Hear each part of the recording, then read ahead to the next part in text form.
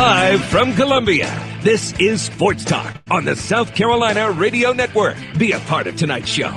Call us at 800-956-7266 or email talkback@sportstalksc.com. Now, here are your hosts for Sports Talk, Phil Kornbluth, Kevin McCrary, and Tom Hayes. In my opinion, if we're going to eliminate what Robert Smith made, then we just need to all put flags on and take the pads off. What he's done is he's put it in his package. And that's the thing I think that, we're trying to emphasize to our players is that you face this. Now, the thing you haven't faced, obviously, is the tempo. Yeah, why don't you put skirts on them? If you can't leave your feet and hit a guy up around the chin, put skirts on them. Dabo not happy with the call that puts Robert Smith on the sideline for the first half of the Georgia Tech game. Could be a critical situation for the Tigers because you need your best defensive players and tacklers against Georgia Tech, which looked very good in their win over NC State. They ran their triple option as well as they can run it, I believe, against NC State. Of course, NC State's defense is pretty suspect, but still, Georgia Tech looked like they were going at full bore with their offense. So Clemson has to deal with the triple option, the cutting of the knees, and everything else that goes into playing Paul Johnson and Georgia Tech in Atlanta. Meantime, the Gamecocks getting ready for the Florida Gators and Will Muschamp.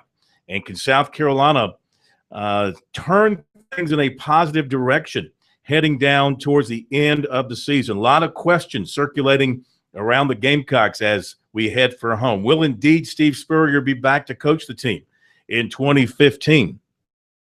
Also, basketball. Frank Martin met with the media today as the Gamecocks are getting ready to open their season on Friday night.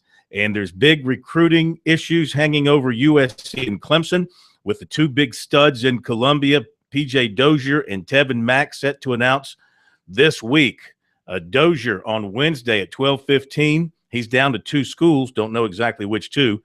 And Mack to announce sometime tomorrow, he and his mom to get together tonight to kind of make the decision about where he's going to go. He was in a dentist chair earlier today having a tooth extracted. Ouch. So, well, I mean, we talked about this earlier today, Corn, and I know Frank Martin and his staff, they've done everything that they can to get both of these guys, but in particular with PJ Dozier. I mean, this is a guy that's in the 803 area code, literally in your backyard. His dad played at the University of South Carolina, coached him.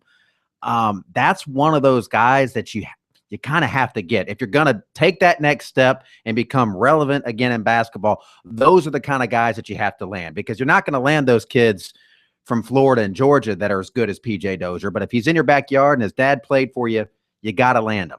Well, that's interesting. You got to, but then again, doesn't mean you're going to. A lot of great running backs came out of North Carolina. I think they all play at Georgia at this point in time because they look at the Georgia program. But Phil, you brought up something about Georgia Tech, which is interesting, and I think it has to be a worry for Clemson fans, is that another triple option team is Navy.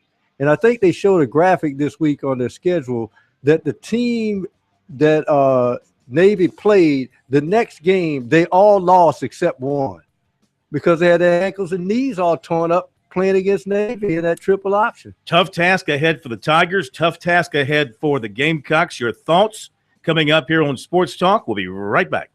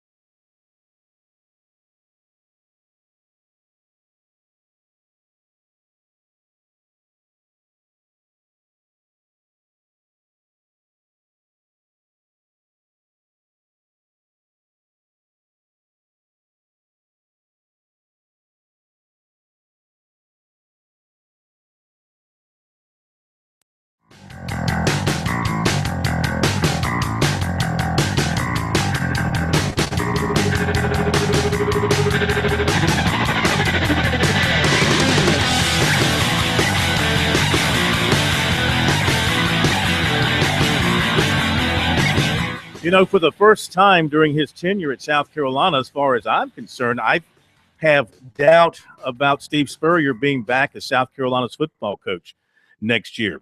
Just the things that he said last week, and then on his conference call yesterday, he wouldn't answer a question, giving him the opportunity to say definitely he would be back in 2015. Instead, deflecting the question back to his answer earlier in the week. And then there was Ray Tanner's comments on Wednesday night at the Orangeburg Touchdown Club, in which his words were he was hopeful that Steve Spurrier would be back. Now, I'm not trying to make something out of nothing here, but it would seem to me that somebody could say he's coming back. It's definite. There's nothing to talk about. But nobody will do that. It's left me wondering about what his future plans are regarding coaching South Carolina. His plan is to be back in 2015 right now, but we all know Steve Spurrier. If the Gamecocks go down to the swamp and take the gas, depending on, I don't think anybody expects them to lose to South Alabama at home, but then let's say they go to Clemson and lose and they don't make it to a bowl game. He might look himself in the mirror and say, at 70, do I want to try to rebuild this thing again? He might say, I'm going to head on down to Crescent Beach, Florida, and enjoy the last years of my life and let somebody else do it. Or if the Gamecocks get a win at the swamp, maybe figure some things out, that could be a factor for him. But I definitely think that he's clearly not 100%, because he would have told you yesterday, stop asking me this question. Yes, I'm going to be back. He has never wavered on whether he was going to be coming back. He's always answered that same way. 4 or 5 years, I'm feeling good as long as we're winning. That's and what I'm having saying. fun. I think this is the first time that there's some legitimate doubt, at least in my mind, about what his plans are going to be moving forward. All right, 800-956-7266. That's our phone number. Email talkback@sportstalksc.com. On Twitter, K-Mac, you have been burning them up on Twitter over the weekend. K-Mac's a tweeting fool. Twitter is @SportsTalkSC. If you haven't signed up to be part of our Twitter community, make sure you do that. Check out the website. We thank the thousands of you who have done that every day. It continues to get bigger and bigger, and we continue to put as much good stuff on there as we can. That is @SportsTalkSC on Twitter, and the website is sportstalksc.com. And on Facebook, it's Sports Talk Radio Network. A couple of quick items, and then we'll get to your phone calls. But let me tell you a couple of things here of importance. First of all, we should start at the top. Congratulations, Coastal Carolina. You are ranked number 1 by the FCS coaches in this week's poll. The Chanticleers are 10-0, and they sit atop the ranking ahead of New Hampshire, Jacksonville State, North Dakota State, and Eastern Washington. That's your top 5. So North Dakota State took the gas. They were beaten on Saturday. Sports Network has New Hampshire number 1 and Coastal number 2. Jacksonville State, North Dakota State, and Eastern Washington, the rest of your top 5. Who used to coach New Hampshire? That would be your buddy with the Eagles. That's correct. Yeah. All right. Now, game times and networks for the November 22nd games. For Clemson, they will play Georgia State. That will be a 3:30 kickoff on the ACC Regional Network. Some of the other top ACC games that day, you've got Boston College at Florida State. That's a 6-day hold, as is Miami and Virginia. And Louisville at Notre Dame, NBC at 3:30. The SEC on that day, USC and South Alabama in Columbia. And that is going to be a noon kickoff on Fox Sports South, FSN, Fox Sports Network. Noon kickoff on that. You've got Charleston Southern at Georgia that day. Charleston Southern's playing another money game. Noon on the SEC Network. And also that day, Missouri and Tennessee will be 7:30 kickoff. We're not sure yet which network will handle that.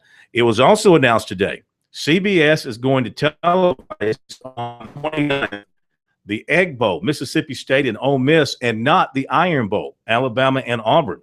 That game is going to go to ESPN for a 7:45 kickoff.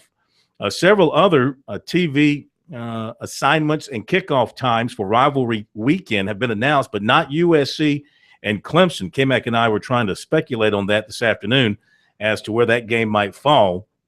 And really, it could fall in any of the categories. It could be noon. It could be mid-afternoon. Could even be I think they want it at night. I really do think it could be a Clemson night wants game? it at night. Well, if Clemson and South Carolina win on Saturday, probably a good chance it's going to be at night. But if they both struggle, that thing, it could be at noon or 3:30 or 7 o'clock.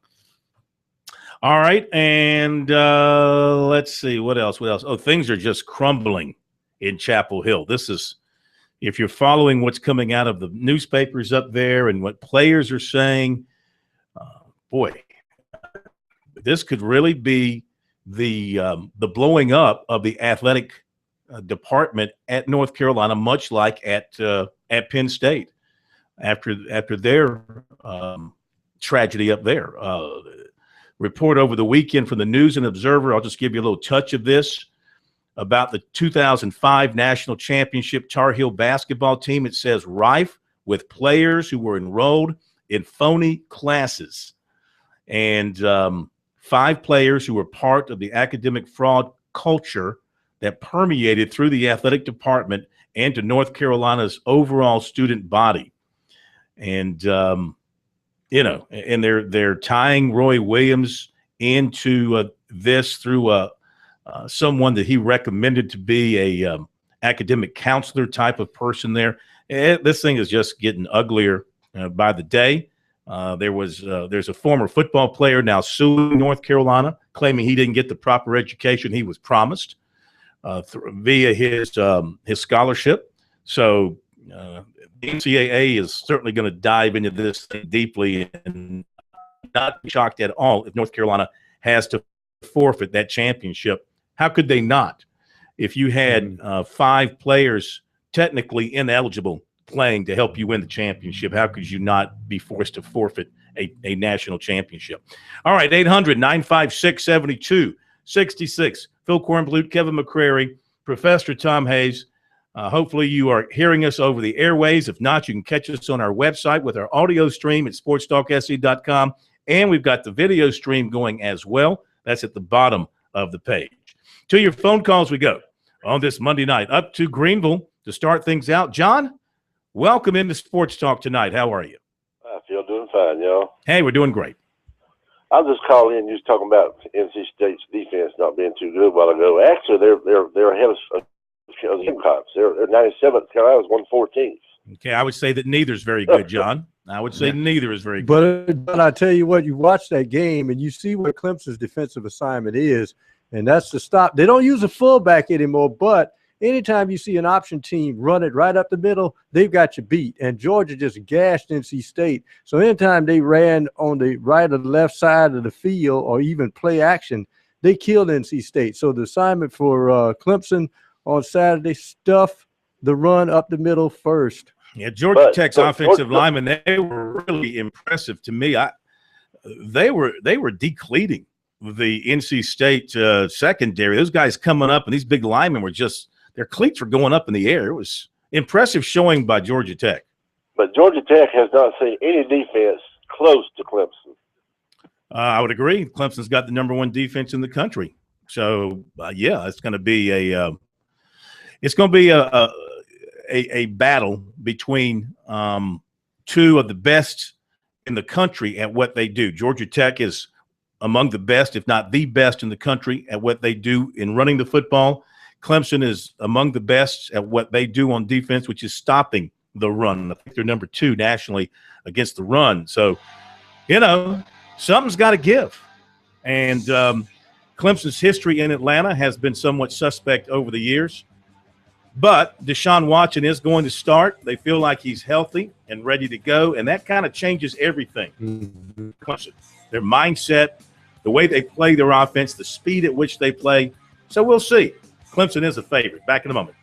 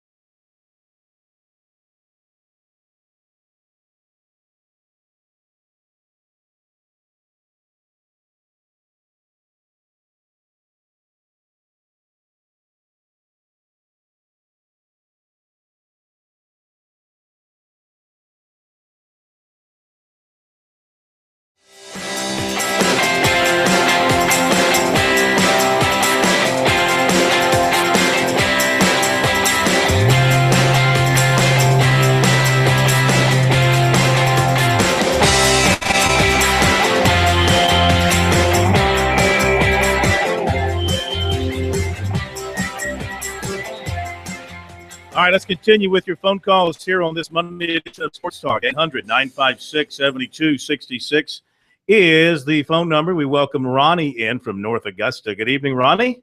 How are you? Welcome to Sports Talk. Pro doing tonight?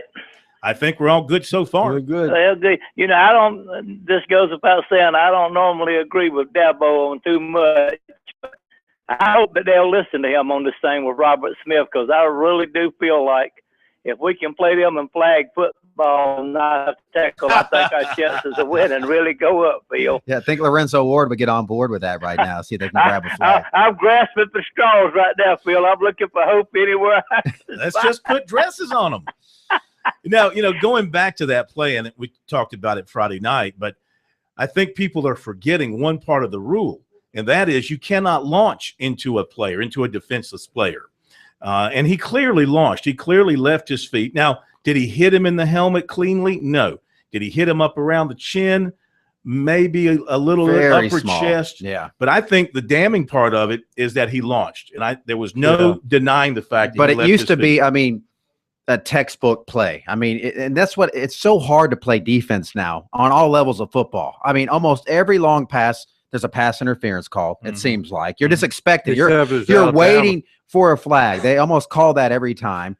If you hit a guy over the middle, you could get a targeting penalty or a defenseless player. But based on how they are officiating games now, I was not shocked that he got kicked out of the game there, because I saw it happen to DJ Smith. It happened over a Missouri player got booted out of the game. I don't think the punishment fits the crime. I think it should be a 15-yard penalty, and then you move on. But to kick the guy out of that game and then make him sit out a half of the next game for a play that it's bang, bang, he's trying to make a play. But that's the way they're calling it now. You cannot go high. The key is you cannot launch and go high on a player, because if you hit them around that chest area, even if it's the chest, there's a chance that you're going to get thrown out, and it's just not worth it. Take out their knees. I think that's pretty dangerous too, but that's what they're telling you to do. That's why you're having, I think, more leg injuries. Yeah. They want to protect the head. That's what they're trying to do, is protect those head injuries. Ronnie, how do you think the Gamecocks will fare at the Swamp? Oh, boy. I think if we go down there and we can't afford to make any turnovers, because we can't stop them. I hope it's going to be like Auburnville. I hope we can score enough points that we'll have a chance to win the ball game late in the game. I watched some of their game against Vanderbilt, and they didn't. Well, I know they were coming off of that high against Georgia, but they didn't look nearly as impressive against Vanderbilt. No. As they did against Georgia, but I know that was a big win they were coming off of. But I tell you what, now getting back to the Clemson Georgia Tech game, I know you said Georgia Tech. I know Clemson has got a fantastic defense, no doubt about that. But Georgia Tech, for the first time in a couple years, I've seen them play 2 or 3 times. They've got a quarterback that can really run the triple option now. He makes the right reads, and he's fast. He gets on the corner, and he can throw the ball. So it's going to be a little bit better offense than Clemson's faced over the last 2 or 3 years. Yeah, it's really the first time in a couple of years that they've had, I think, a high-level quarterback. He can also throw it deep. You got to keep your eye on that. Back in a moment.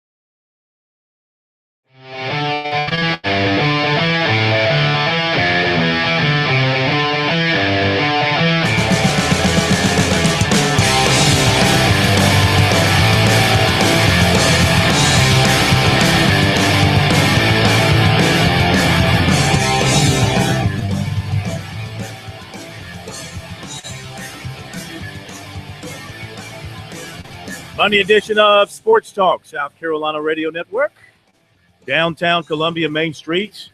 Your Sports Talk show of Main Street, South Carolina, every night. Your final word in sports in South Carolina every night. And we thank you for being with us wherever you happen to be. Hope you've had a great day. Lots coming up on the program tonight. We're going to hear from Steve Spurrier, Dabo Sweeney, their thoughts from their conference calls on Sunday. Also, USC basketball coach Frank Martin. Not only looking forward to the opening, but opening game Friday night against North Florida, which is a pretty good team, by the way, coming off of last year, finishing second in their conference.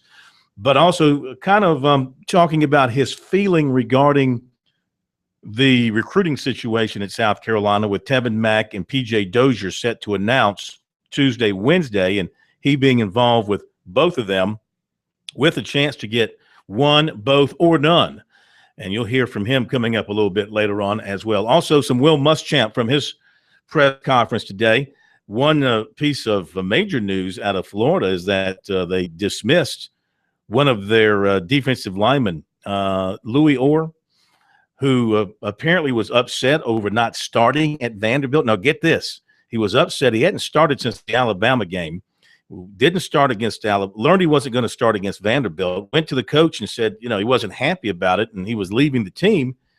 And Muschamp said, well, if you leave the team, leave the stadium, then you're off the team. And not only off the team, he had to take a bus back to Gainesville. It's a long bus ride from Nashville. He didn't even travel back with the team. They threw him not only under the bus, they threw him on the bus. They backed it over him. And he drove. He drove the bus. Yeah. So anyway, they're down him. But one thing about Florida, they are very good against the run. South Carolina may have to rely heavily on the passing game, which means protection for Dylan Thompson. Florida, one of the best teams defensively in the country at stopping the run. So Mike Davis, David Williams, Brandon Wilds, they could have a difficult time.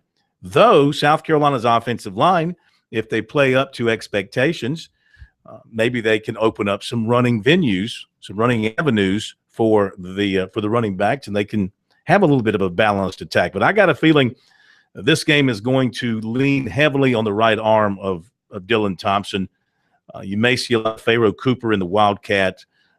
I got to believe, Spurrier is going to pull everything out of the bag. He's got no reason to hold anything back. I think you're going to see him like he did against Auburn, but maybe even doubling that in an effort to pull this game out. I'm sure he would love nothing more, if the end is near, I'm sure he would love nothing more than to get another win in the swamp before calling it a career. All right, 800-956-7266 to Chris in Lancaster. We go next. Chris, how are you? Welcome into Sports Talk. How you guys doing tonight? Terrific. I'm going to make a bold prediction. I believe Clemson holds Georgia Tech under 200 yards rushing and under 100 yards passing. I don't think they'll get over 300 yards total offense. That would be a dominating performance. That would be quite an achievement, considering that the fewest yards Georgia Tech has rushed for in a game this season was, believe it or not, it was against Wofford, 226. That's because Wofford plays keep away. But they threw it for 282. They had 508 yards. Yeah, Wofford kept the ball too. That was a close game at the half, as I recall, 2 or 3 point game. 2 hours in length too. Wofford rushed for 271 yards in that game. So I don't know. You might be right. I mean, Clemson's defense is every bit as strong as Georgia Tech's running game is strong. So this is strength on strength here. We'll see which one executes better and sticks to their assignments. The thing about the defense against this kind of offense is you can play it well on first down. You can play it well on second down. But if you slip up on third down, they'll bust a running back into the second level, and he's off to the races. They go for it on fourth down a lot, so it's hard to get off the field. That's why people don't like playing these kind of offenses. But Clemson has done well the past couple of years of shutting down the Georgia Tech offense to a certain degree. First down is key. If you can keep them in second and long, third and long, that's the big one. Anything else, sir? That's it. All right, thank you very much. Under 200 yards rushing, under 100 passing. Clemson's defense has been dominant, but And I think they're really good. And again, this is kind of where I was with their offense in years past, not this year. And this year it's the defense. But you're going, okay, well, how good are they? And you wish they had more of a point of reference. I wish they would have played Florida State with Jameis Winston and seen what they did in that game. I wish we could have seen them, play some better offenses. They just haven't played a lot of scary, good offenses. Georgia's was a really good offense, although not an elite passer, but definitely an elite running attack. And they got gassed that one in the fourth quarter. So, I mean, they haven't had a lot of big tests. They passed all the ones they should pass, but are they the number one defense in the country? I don't know. I mean, I didn't think Louisville was until they played Jameis Winston, and we realized, like, okay, they were a little hyped up on some of the teams that they're playing. They played all the same teams Clemson's played by and large. Well, let's look at what the Tigers have done defensively against the best offenses in the country that they have faced. Against Georgia, they gave up 459 yards. Against Florida State, they gave up 318. North Carolina's got a great offense. I think we would agree with that. Yes. They gave up 478. But since then, they've pretty much been on lockdown. But, they did a great job against NC State, which had a good offense coming in, shut them down. Louisville had a good offense. Remember, they were a little shaky at quarterback because their quarterback was out. Shut them down. Boston College had some plays against them, couldn't make the plays. So overall, 263 yards they gave up to Boston College. And then Syracuse and Wake Forest might as well just stayed in the locker room on offense against Clemson. So, they against the top, what would you say, the top three offenses they have played this year: Georgia, Florida State, and North Carolina. Now you have to Florida State didn't have an asterisk with Florida State because they didn't have their quarterback. They had 318 yards. The other two, 459 and 478. Georgia Tech's got all their weapons, and they do what they do, and they do it better than anybody in the country. Well, maybe except for Navy. I don't know which triple option for that at Navy. Which triple option would you want? I love Navy's quarterback now. He's outstanding. I think Georgia Tech, for the simple reason that they somehow have good athletes to run it, and somehow this team that runs the option still finds receivers that can go downfield. It's incredible how they can recruit receivers for that offense. And what they do is, of course, they lure you in. Those safeties come creeping up. And if you're not careful, K-Mac, there's somebody 5 yards behind the secondary. They'll sneak a guy behind you. Their defense is playing a lot better this year. That's been a big problem at Georgia Tech the past few seasons, is their defense has not been able to get off the field. So they're playing a little bit better defensively. And, it's a dangerous game for Clemson, certainly. And Dabo Swinney said this Thursday night, their season is going to be defined by how they finish here. And, they're going to beat Georgia State. But, a win against Georgia Tech, a win against South Carolina, and a win in the bowl game are very important. If they lose, certainly if they lose to Georgia Tech, that's bad, but not as bad as if they lose to South Carolina. If they're going to lose just one more game, it better, not beat a South Carolina. I mean, they can pretty much spin anything else they want. If they lose to South Carolina this year with that Gamecock team, it's going to be a very long offseason. What do you do with those clocks then? You just restart them. Restart them. Yeah. Think about this for Lorenzo Ward as South Carolina prepares to play Florida. Now, I'm not, just throwing this out there because the speculation. You know how people have been talking about Ward and Will Muschamp at Florida getting fired and maybe coming to South Carolina. So you're Lorenzo Ward. You're preparing your defense to try to beat Will Muschamp. If you do beat him, that's going to increase the likelihood that he gets fired. If he gets fired, that's going to increase the talk among people that Steve Spurrier should hire him to come to South Carolina to replace Lorenzo Ward. Lorenzo Ward, if that defense improves drastically, he can save his job. I mean, I don't think that's going to happen. I don't think Lorenzo Ward's not going anywhere. I think he's in a lose-lose situation personally as far as facing Florida because he doesn't have anything really to gain from it. Well, everybody's in a lose situation. If y'all keep saying that Spurrier steps down,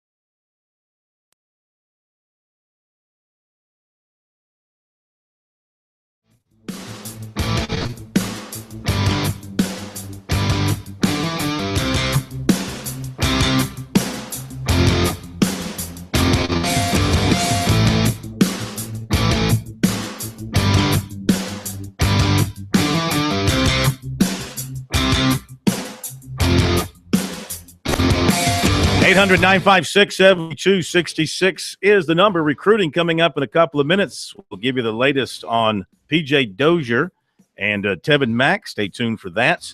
Back to your calls we go on this Monday night, and we are headed to Don in Conway. Don, how are you? And welcome into Sports Talk. Good. How you guys doing? Hey, we're doing great. Good to have you with us. Yeah, you're talking about defensive numbers, trying to figure out how good Clemson is. It's hard to do with total yards per game and rank. The defensive coordinators now, because of all the different kinds of offenses, which affect how many possessions per game a team have, they're going more towards yards per play. Mm-hmm. So I don't know what the answer is, but you look at what Clemson's yards per play is and what that rank is. And you mean in terms of the defense, what they're allowing yards per play? Yards per play. That's a big number now with defensive coordinators because there's so many variables about total yards per game. Right. And another thing, look at Clemson's average, and we'll look at how Clemson holds that offense. If they hold them below their season average, you go through each game and see what the team's average is and what Clemson holds them to. That's a good way to compare defenses because the total yards doesn't really tell you a whole lot, really. Okay. I don't know the answer to those two questions. That might be something y'all want to do, but that's a good way to kind of gauge. I'm trying to look it up here. Passing yards per completion, Clemson this is passing yards per completion. Clemson is 64th in the country. Passing. Well, hang on a second here. Let me make sure I'm doing defense here. They've got all this run together. Go ahead, Pro, with what you're going to say. I was about to say, also, I think a good measure just personally for me is each game, see how many times a team you play is 3 and out when you just get them off the field quick and give the ball back to your offense. I think that's a key stat. Also, a key stat that's not the defensive stat, but I think it is key, is time of possession by your offense. Because if your defense is not on the field, hey, they don't have to worry about a thing. Team passing efficiency defense. Clemson is 8th in the country. I was looking at offense there. They're 8th in the country in team passing efficiency defense. I'm trying to see if the NCAA lists the stat that you're talking about. Clemson's allowing 2.1 yards per play. Is that right? Okay. So that would certainly put them among the top in the country. I just don't see the listing of that among the NCAA stats. 2.1 yards per carry, Stakeman is telling us. Top 5 in the country in rush defense. Okay. Well, that's to be expected considering. 1, 2. Yeah. 10, they're averaging 10 tackles per loss per game. That's pretty impressive. Yes, it is. I mean, to put that in perspective, the Gamecocks have 8 sacks all season. Mm-hmm. And Clemson's tackling guys behind the line of scrimmage 10 times per game. Yeah.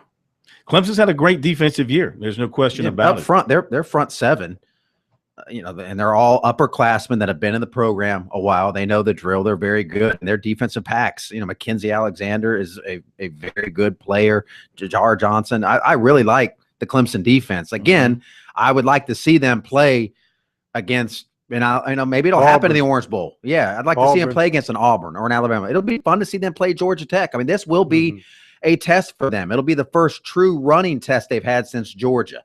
And when they play South Carolina the last game of the season, defensively, they better bring their A game. I mean, South Carolina's offense is really good. I know people talk about Dylan Thompson. He didn't throw 7 touchdowns against Auburn, so it's his fault they lost. I mean, they're putting up You mean big he wasn't numbers. Aaron Rodgers? Right. I mean, he didn't. Well, he only had 5 or 6 in the first half. 6 in the first half. But then he had a hot dog at halftime. Their offense has been moving the ball really well. That'll be the most balanced offense they probably faced maybe all season because South Carolina can run and pass, but defensively, of course, we all know they can't stop anybody at this stage in the game. Here are some of the defensive numbers for Clemson nationally. Third down conversion percentage, number 1. Passing yards allowed, number 4. Rushing defense, number 4. Team passing efficiency defense, number 8. You mentioned team tackles for loss, number 1. Total defense, number 2. So, yeah, they have really had a great year. Interesting, I was trying to find the category the caller mentioned, and this particular summary I'm looking at does not include yards per carry. But you said 2.1 yards. You said yards per carry or yards per play, Steakman? Yards per rush, yards per carry. Yeah, number 1 in the country there, too. Yeah, they have been suffocating. Now remember, yards per rush, great offense. Sacks are counted as rush yards, so that says something too.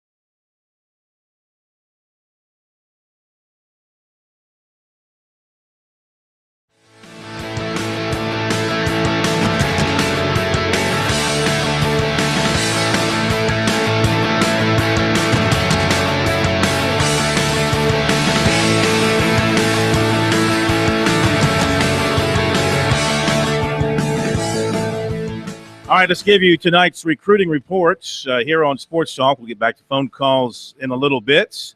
And our recruiting report here on Sports Talk is brought to you by South Carolina's Electric Cooperatives, sponsors of the 2014 Touchstone Energy Bowl. Hope to see you there December 13th in Myrtle Beach. That is coming up quickly on us, so make your plans to be there in Myrtle Beach to see some of the top high school players in South Carolina go after one another. Now to basketball. 6'7" P.J. Dozier from Spring Valley is down to 2 schools, as Dad told us last night, and he said he's pretty close to figuring it out. Perry Dozier would not reveal the final 2. From among USC, North Carolina, Louisville, Michigan, and Georgetown, P.J. Dozier will make his announcement at Spring Valley Wednesday at 12:15. USC coach Frank Martin did meet with the Doziers on Friday. He was the last head coach to get in to see PJ before his decision.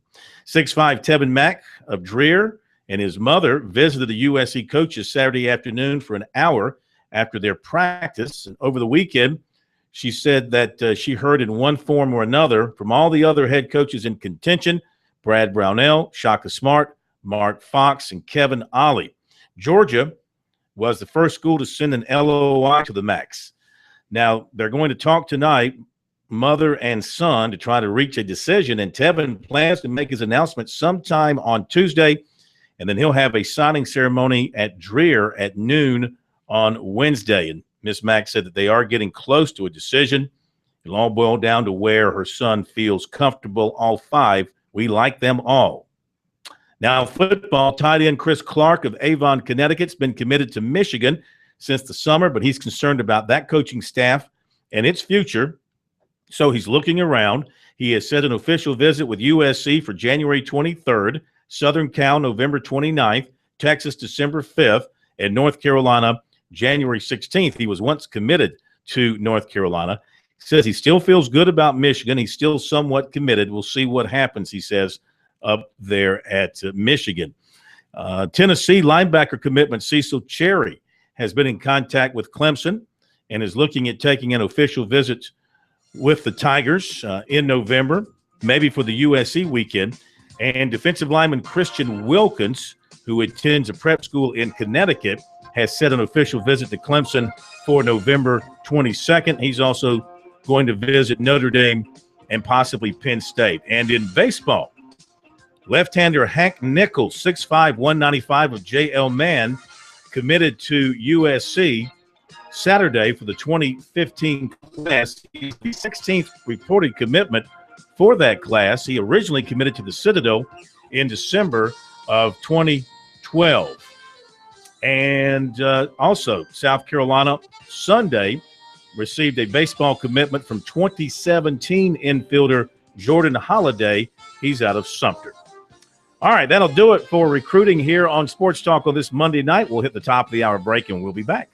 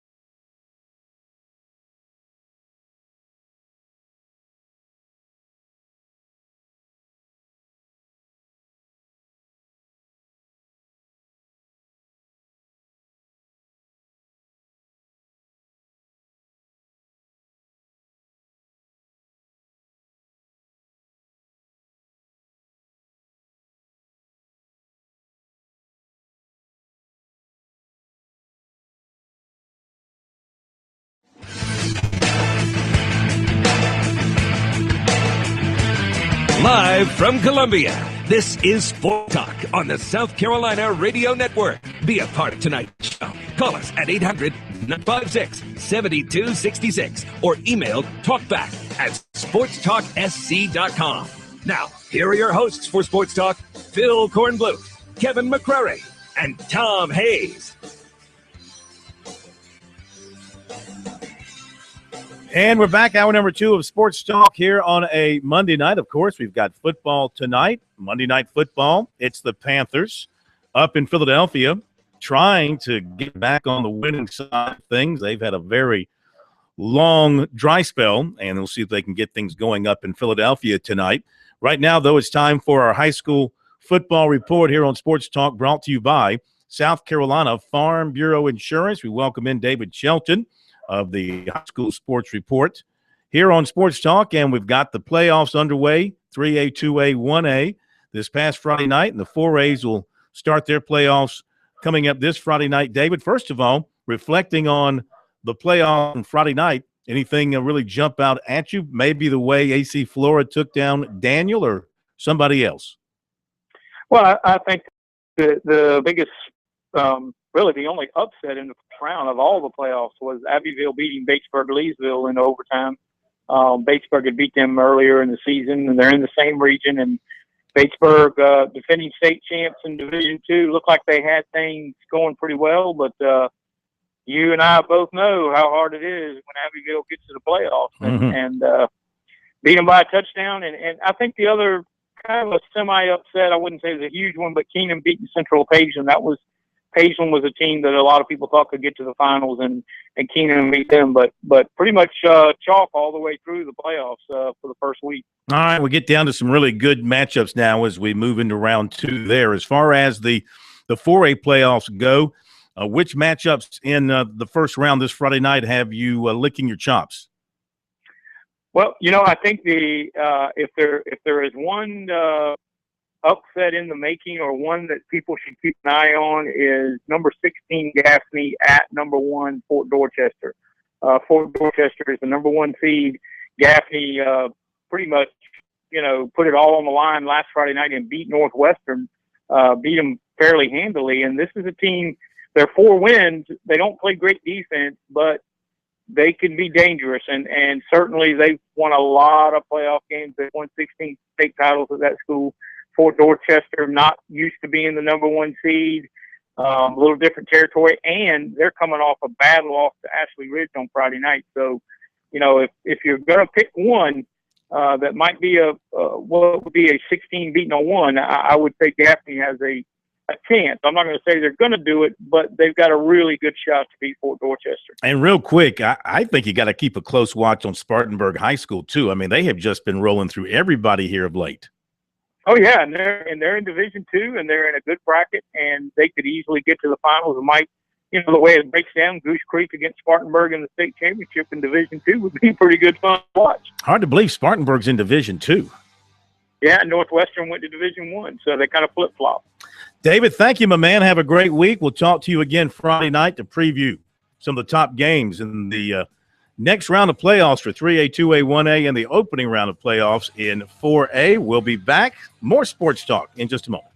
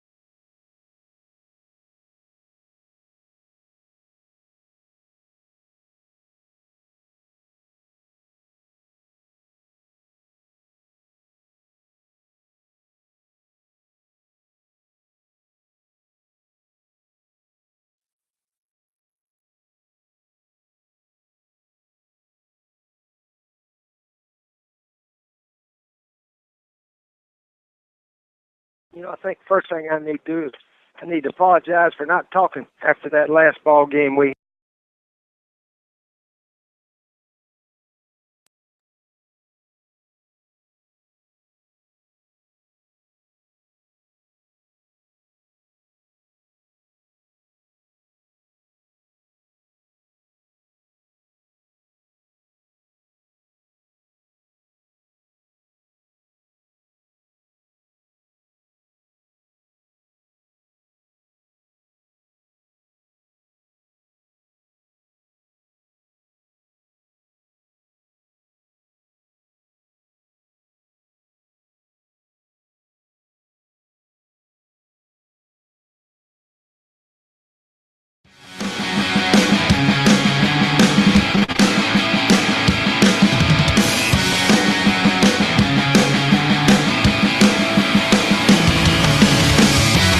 Talking Tuesday, of course, comes up tomorrow here on Sports Talk. We'll hear from Steve Spurrier and Dabo Sweeney for the first time during the week as they get ready for their upcoming games. But both of them, of course, talked with the media yesterday via their conference calls. And those conference calls are always revealing and entertaining, and they were yesterday. So I think that you will enjoy hearing what both of the coaches have to say. We'll get to Dabo in a little bit, but right now, here's Steve Spurrier from his conference call yesterday, and you could tell very early on he still had not gotten the Tennessee game out of his mind, not only his team's performance, but his post-game performance. I think the first thing I need to do is I need to apologize for not talking after that last ball game we had here at Williams-Brice. I came in there and made a quick statement and hit the road, and I should have stayed there and took a few questions and face the music. So I apologize for that. I'll try not to ever let that happen again.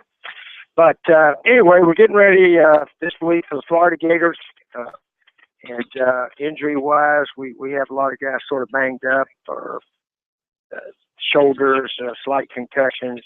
But we think a lot of them could be back. And Buster Anderson should be back.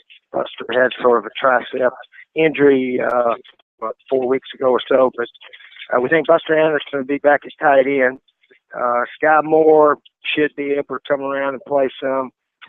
Diggs and Golightly and Mason Harris, they should be okay. We think by Saturday.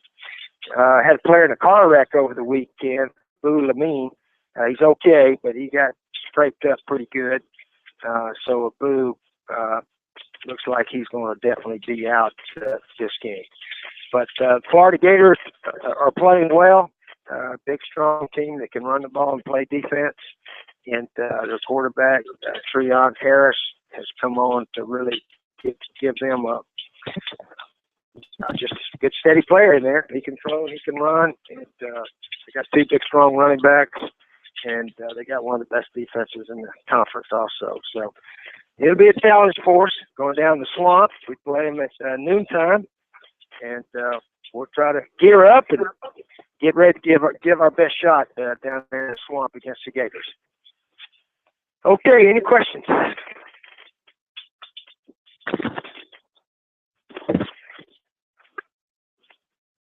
Steve, how was this past week of practice, and how was the energy level at practice with all the guys at the football?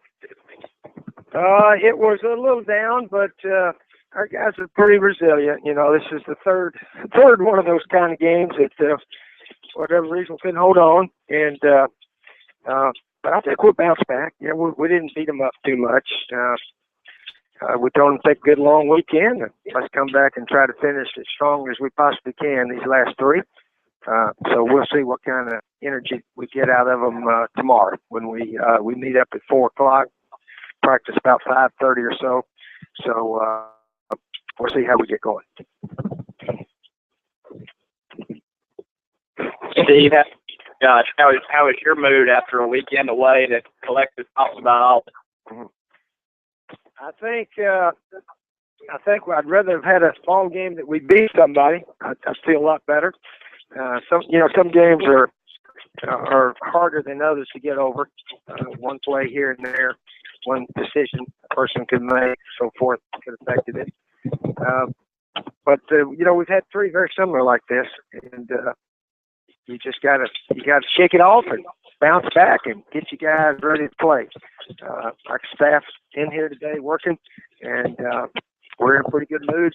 I think you could say as far as what's happened to us, and hopefully we can correct some of all these errors we're making late in the game.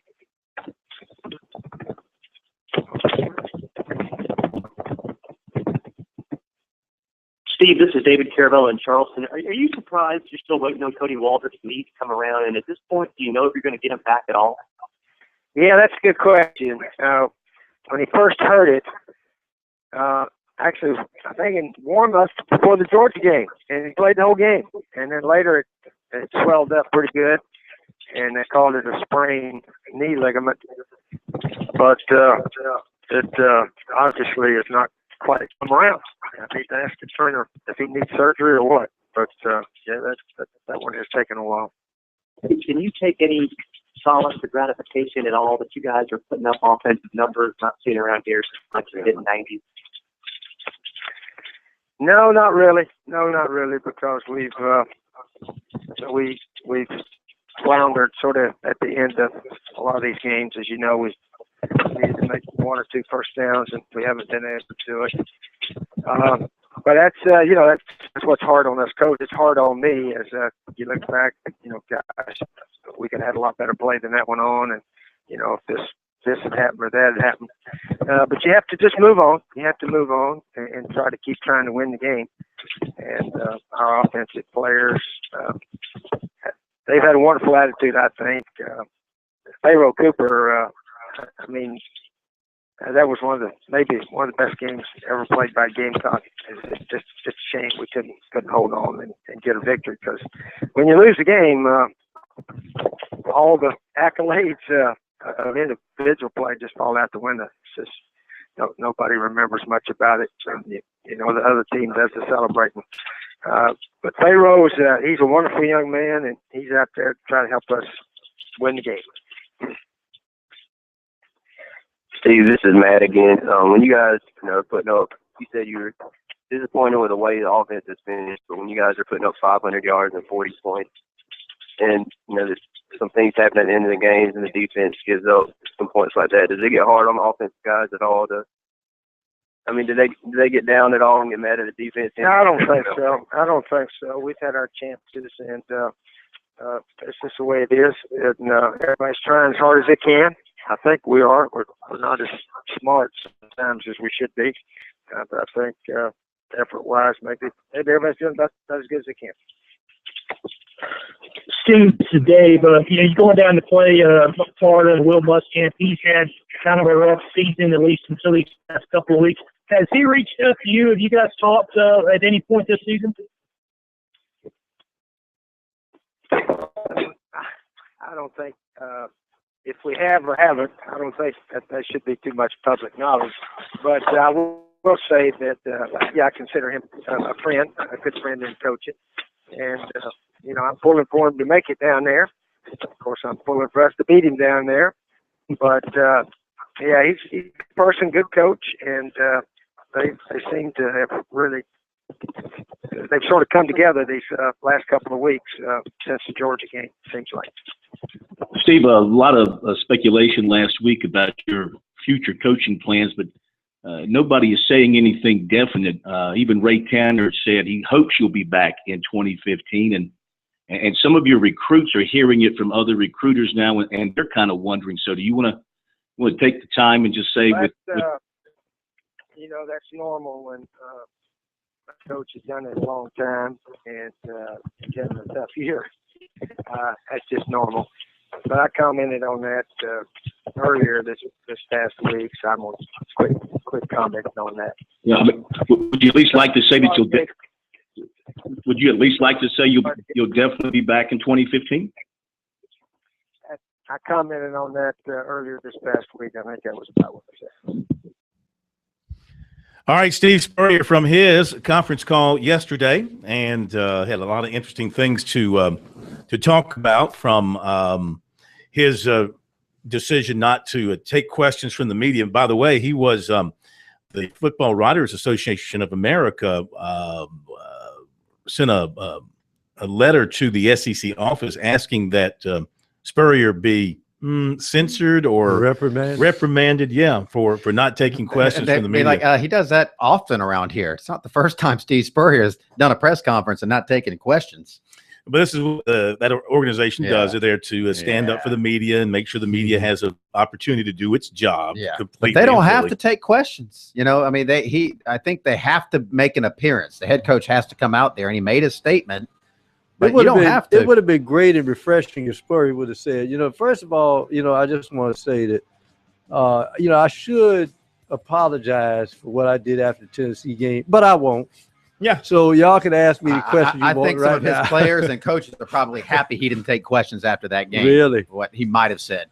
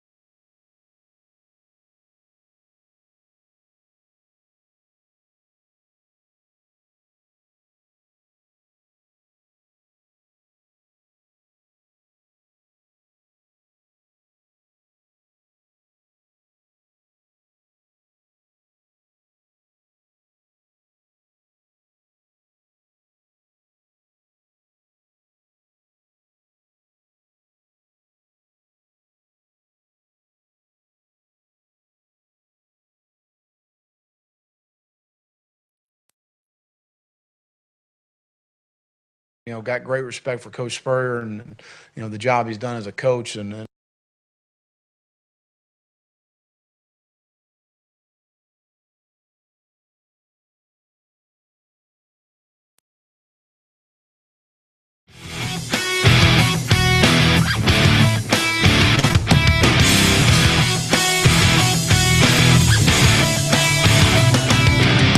All right, we got an update for you on P.J. Dozier. We'll give that to you in just a couple of minutes, so stay tuned for that. I want to continue hearing from coaches.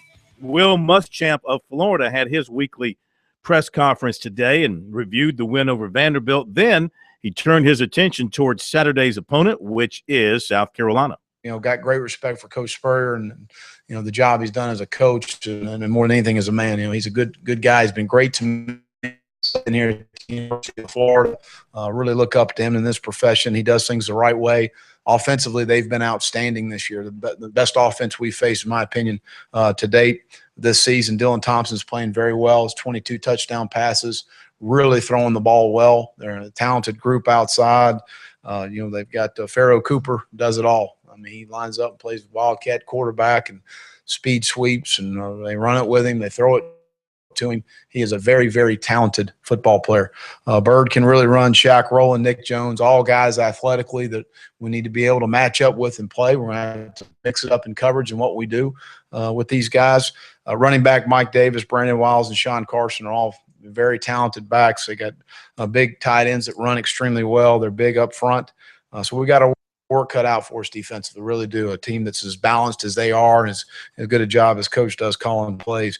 Defensively, they're very young. Lorenzo Ward's an outstanding coach. They've gone through some growing pains. They've had a week off, though, so I'm sure we'll face some things we haven't totally prepared, make some adjustments in the game, and Lorenzo does a good job with that, and they're very good on teams, especially with Carson and Cooper as returners. Those guys can at any time can take it the distance. Noon kickoff, 12:01 here in the Swamp. Great to get back in front of the best fans in the country. Can't wait to get in front of our crowd again. I really challenged our football team after the Vanderbilt win how important it is to take back the Swamp, and that's what we need to do this coming Saturday, and I open it up for any questions. Will, you kind of had to scramble on the offensive line with guys getting banged up. How big a concern is that going into this It game? is. I think we'll get all those guys back by game time. Trent would be the only one that I would be concerned about not playing. But Mike Summers does a great job of moving those guys around and throughout the week, teaching them the whole concept in the run game and protection so they don't just understand their position and how it affects them. Chaz went inside and played well inside. To be able to have David Sharp get some valuable reps for him as a guy that's going to be a really good football player. It's just very difficult for a freshman on the offensive line right now. I think there's 3 offensive tackles that have played, or really just 2 in our league that have played a lot of time at Tennessee and in Alabama, those 2 guys. So, but good to get him some experience in there. But we'll have a plan for it. And moving forward, it was good to get Antonio Riles in there and play a little bit, and Cam Dillard and those guys. And they need to keep coming on for us. We're like everybody else in the country right now, a little nicked up, and we got to take care of these guys in practice and make sure we're playing fast and physical on Saturday. And has anything changed with Leon, or has he tried to talk to you? Or? No, nothing's changed. I get the respect issue with Steve Spurrier, but why have you guys hit it off so well over the years? He has a statue outside the stadium. He does? Yeah. No, he just y'all have been around him. He's a fun guy to be around. He's an outstanding football coach, Hall of Fame player and coach. We fly up together to Bristol every summer and enjoy his company and the stories and the different things going through the years and talking about the Florida program and all that. It's a lot of fun. It really is. It's been very supportive of me since I've been here, gone out of his way to support me, and I really appreciate that. All right, that's Will Muschamp. Back in a moment.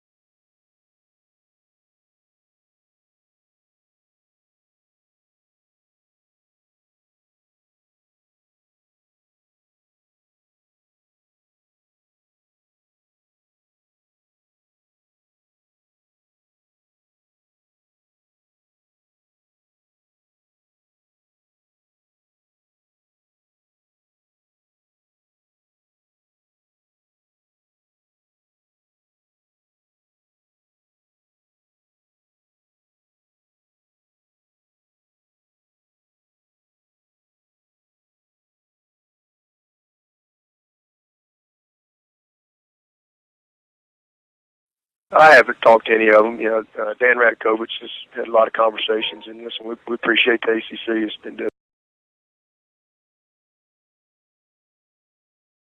I haven't talked to any of them. Dan Ratkovich has had a lot of conversations, and listen, we appreciate the ACC has been those guys, and as far as being receptive to communication and all that kind of stuff. But the call they made the call, and we got to live with it. The call they made the call, and they made the call, and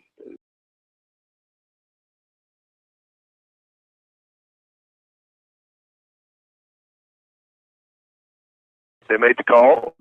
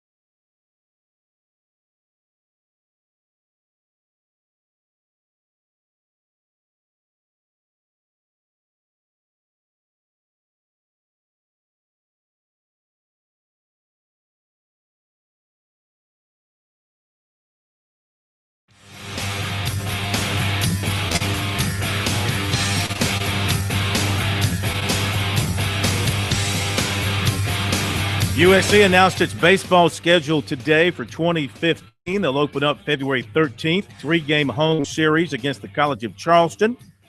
Then Furman at home, Northeastern for 3 the next weekend, then Davidson. Then the 3 games against Clemson.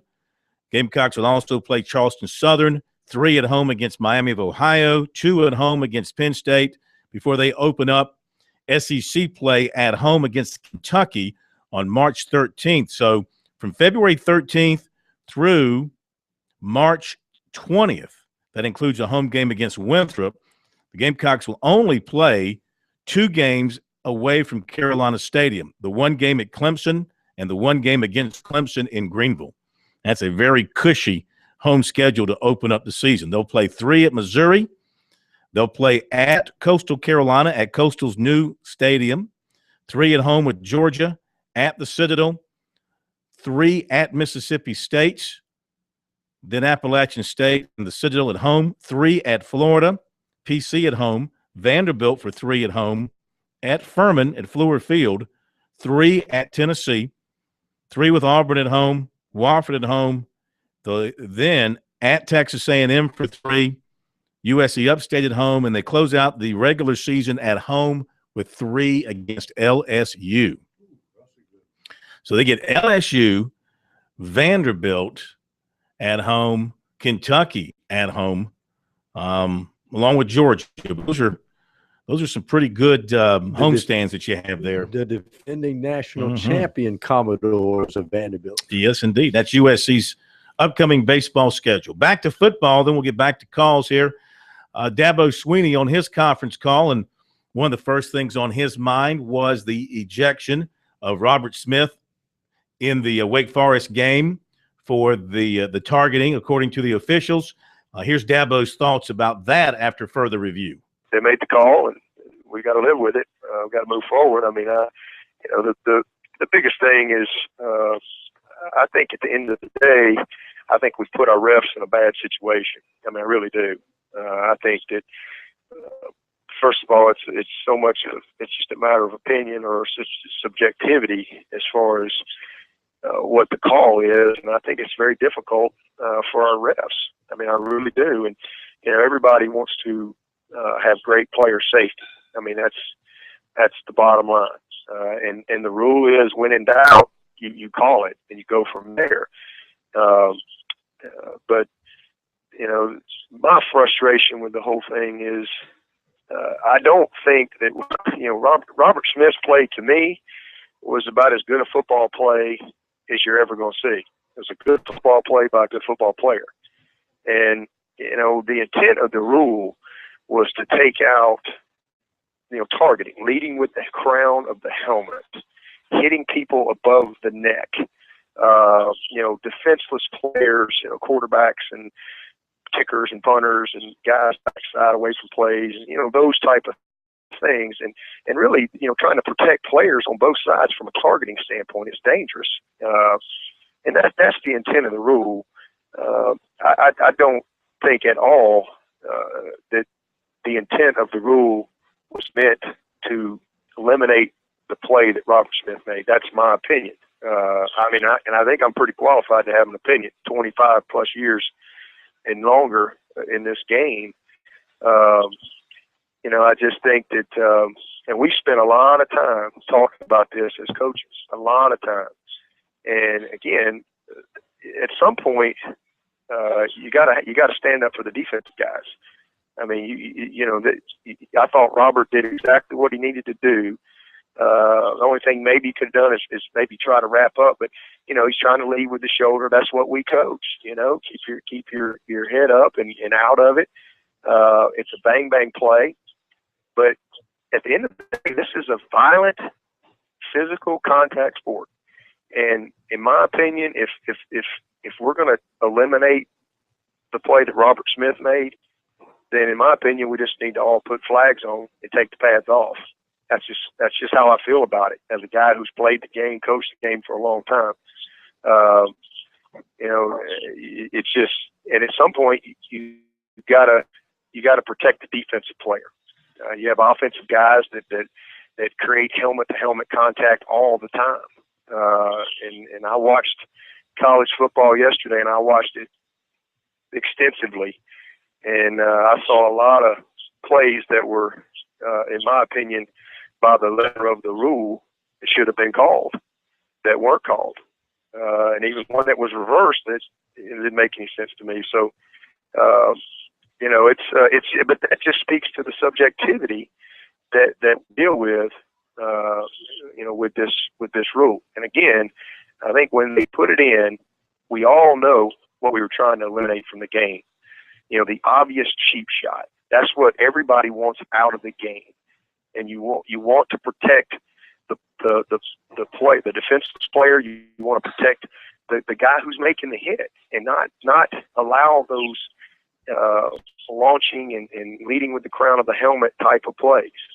But in no way, form, or fashion do I think the intent of the rule was meant for what I saw extensively with what Robert Smith did. And but we have to live with the call because of the subjectivity of it, and that's just the way it is.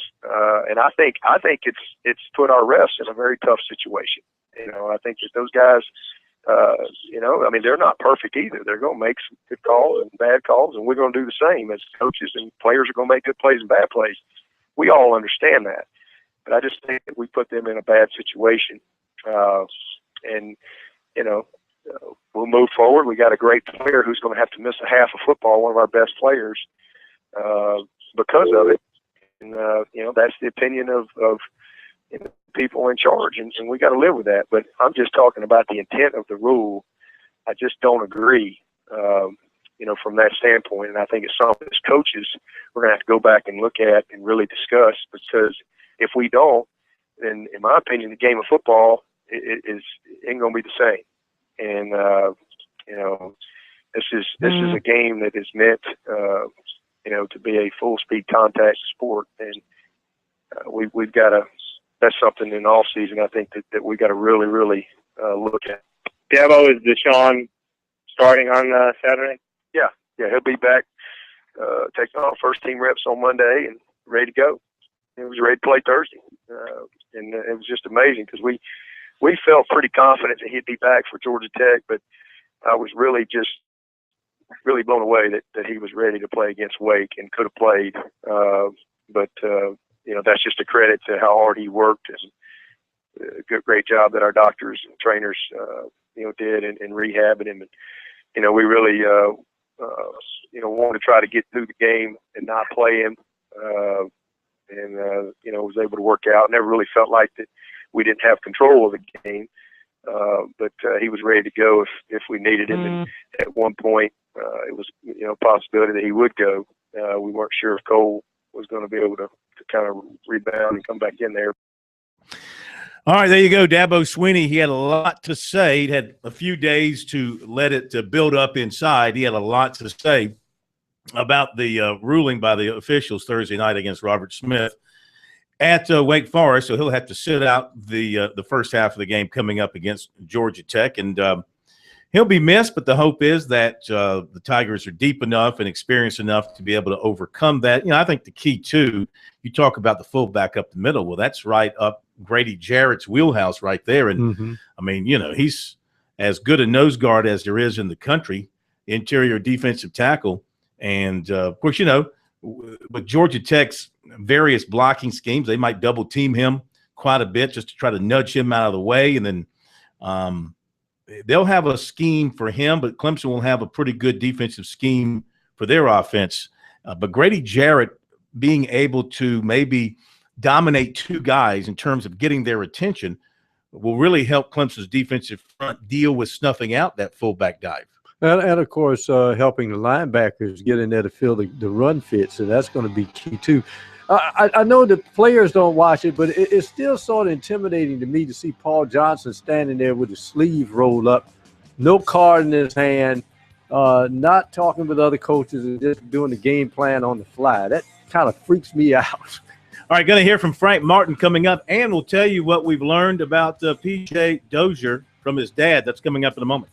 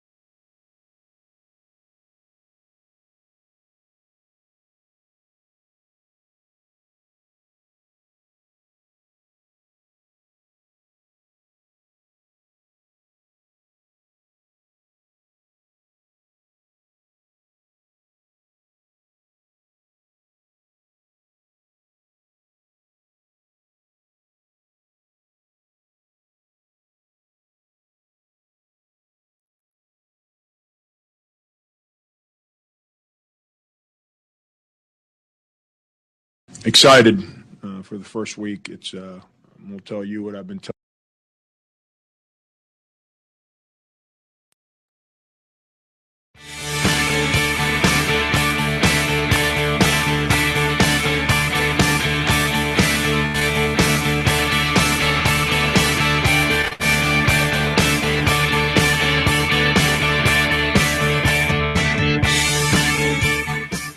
Talked to Perry Dozier just a few minutes ago, and he tells us that his son, PJ Dozier, has made his decision. No, he's not sharing it. The only people that know are family members. They're not telling anybody. No coaches know, not even the successful coach knows. And they'll have an announcement at 12:45 at the high school gym at Spring Valley on Wednesday. All right, so we'll see. One of the 5 schools that he visited will get him, and he's a talent, 6'7", probably going to get to be about 6'9". I had another coach tell me the other day, a college coach, not around here, tell me the other day that kid will have a long, successful NBA career, assuming he stays healthy and everything and continues to grow and mature. Frank Martin, of course, waiting to hear the word on P.J. Dozier and Tevin Mack, and Brad Brownell also waiting to hear on Tevin Mack. Frank Martin's got a basketball game to coach on Friday night, North Florida, coming to USC for the home opener, season opener for the Gamecocks. Excited for the first week. It's we'll tell you what I've been telling our players since the day we reported to start the semester. It's time. Those are the 2 words that I continue to repeat to them. It's time for us to take a step forward as a program. It's time for us to stop acting as freshmen. It's time for us to understand that we've all been here long enough, that we understand what it takes to win. We've put in all the work necessary from a responsibility standpoint, from community service to off-season work to the weight room to academics, and we've excelled at every one of those things. And now it's time to go play. Season's here. Bright early mornings are no longer chipper for about 6 months, but that's okay. I know the focus is on the game this weekend, but with signing day this week, how has recruiting changed for you since you first got here? Is it more challenging, more difficult? How's it just kind of changed since you've been here? The other way, complete other way. Recruiting's never easy. I don't care if you win 9 national championships in a row. Recruiting has got to a place right now where it's just a nonstop daily bear of just it's. You know, like everyone lost their minds with LeBron James and making his decisions. Well, that happens once every 4 or 5 years. Well, that happens to us every fall and every spring. It's a ridiculous. I don't want to say you're held hostage for X number of days, but that's probably not the right choice of words for that, but it changes every single day. But we're in a much better place. I mean, and that's a credit to Sindarius Thornwell. People act like we haven't signed anybody that's any good since we've been here. Last time I checked, Sindarius top 40 player in the country. Last time I checked, and I don't do this very often, but I did it because my assistants pulled it on my computer. NBA.net has him down as the 21st pick of the first round. He wasn't there 2 years ago when he decided to sign with us, but he was a top 40 player in America. Demetrius Henry was a top 100 player in America. I don't know about you guys, but I go to my practice every day. I've had NBA guys in my practice a lot this year. That's not happening unless you got guys that are pretty good. And those guys didn't just mysteriously just show up in our gym this year.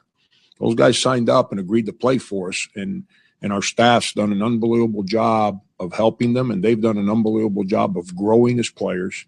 And our staff continues to recruit guys that I'm ecstatic about. The quality of people, number one, and the quality of talent, number two, that our staff has got us involved with.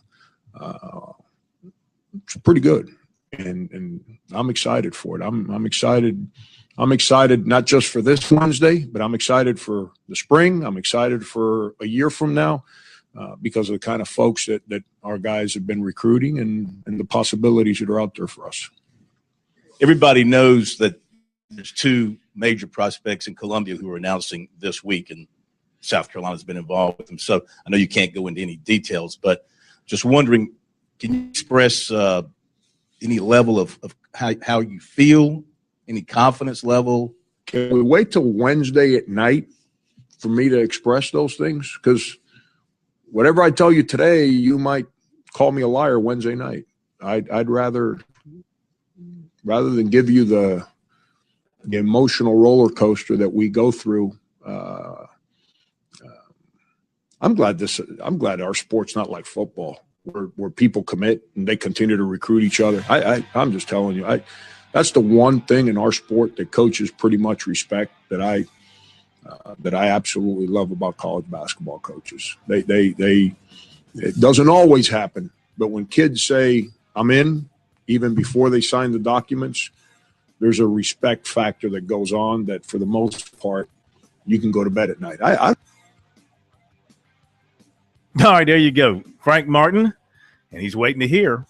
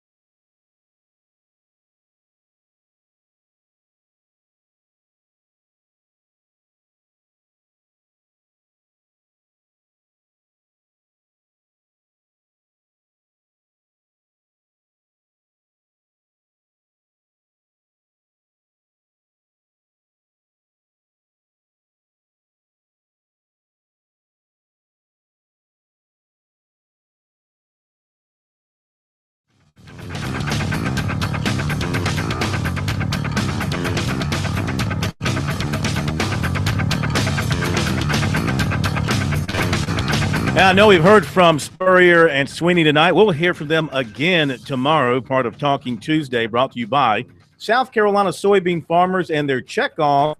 Learn more at scsoybeans.org. Pork, powered by soy. All right, to some email. Jay Payne writes to us here about Chad Morris.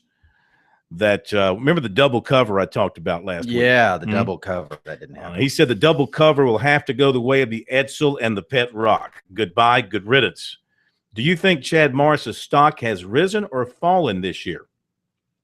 Well, I don't know that it's done either. I think when you look at him and evaluate him, you remember that he's had to deal with injuries at quarterback. Even Cole Stout's been playing hurt, and he hasn't had his number one guy at quarterback. First of all, they didn't start him for the first couple of games, and then they put him in there. He got it going, and he goes and gets hurt. So it's been a little bit up and down there. No, and especially if they finish strong. Let's say they go back to the Orange Bowl and they play in Alabama. I mean, those are the games that people remember you by, and Chad Morris still has a very good reputation nationally as an offensive-minded coach, and the guy that recruited and brought in Deshaun Watson, who's the next big thing in the ACC. And as I keep telling people, please, I know it's a results business, but you got to look at a guy's body of work. As I said before, the best hire I've ever seen was Tom Butters when he hired Mike Krzyzewski, who had a losing record at Army, but you see things. So if you're just looking at results, you're missing the big picture. In my opinion, we got the coach of the Eagles tonight. Where was he coaching?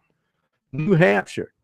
And the Oregon coaching staff went to New Hampshire, saw this offense. Hey, this is great. He moves from New Hampshire in what? Within 5 years, he's not an NFL coach. This comes into us from Calvin about PJ Dozier. Says, hope PJ will be a Gamecock so I can follow him and the team from Pennsylvania on the new SEC network. This young man and his family are very important to the team's past and future. But best of luck to this great player in person. Hope to hear great news. And he says, go Perry and go Gamecocks. And let's see what else we have in here. This is from the ESS. ESS. Talking about Spurrier, he can say what he likes about defense. You can't say enough about how bad it is, but his fourth quarter and overtime calls defy explanation. Is it a crime at USC to run the ball late in the game, especially in a game against a team that can't stop it? Hell, let Pharaoh run it. Dillon does the one thing you can't do in those situations, take a sack. Oh, and anyone who thought Ward shouldn't be fired after week 7 or 8 is just delusional after week 10. How can 11 guys learn nothing after 9 games? Well, we'll see what happens this week against Florida. They all have a chance to kind of turn the ship around a little bit as we sail towards the end of the season. Panthers or Eagles tonight? Eagles. Have a great night. Talking Tuesday tomorrow. Thank you, Steakman, and we'll see you tomorrow.